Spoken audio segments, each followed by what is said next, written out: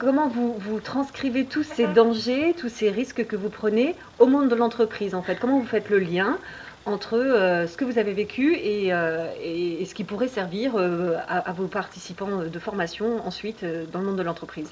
J'ai juste un tout petit comparatif. Vous avez connu la guerre civile, vous avez connu voilà, des choses extraordinaires. Des collaborateurs aujourd'hui face à vous, ça doit même pas vous faire peur. La question est, de toute façon, dans la relation avec l'entreprise, c'est pas une relation, c'est surtout pas une relation de se faire peur, c'est une relation de l'ordre de s'enrichir en confrontant un regard décalé avec le quotidien de l'entreprise sur des sujets qui sont des sujets communs. Euh, En fait, si je regarde le monde de l'entreprise, le constat que je fais, c'est que son environnement est de plus en plus incertain, c'est-à-dire qu'il y a de moins en moins de visibilité à long terme. Il y a de plus en plus d'informations qui sont incomplètes, instables, voire des informations dont on ne dispose pas. Et pourtant, il faut décider, et décider juste et rapidement, et parfois sous la pression.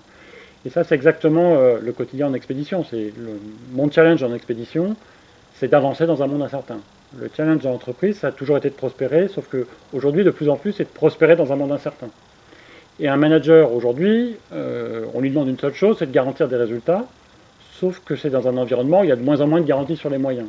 Donc les managers sont assez souvent démunis par rapport à ça, et ils ont besoin d'être éclairés sur du décodage de l'efficacité de l'action, quand on ne sait pas exactement sur quoi on peut s'appuyer, et qu'on doit quand même avancer tous collectivement avec l'efficacité optimale, et en même temps avec un niveau de sécurité qui soit suffisant. Donc c'est vraiment les thématiques sur lesquelles j'interviens, parce que on me sollicite en fait pour avoir pas un grand modèle théorique, mais un vécu terrain.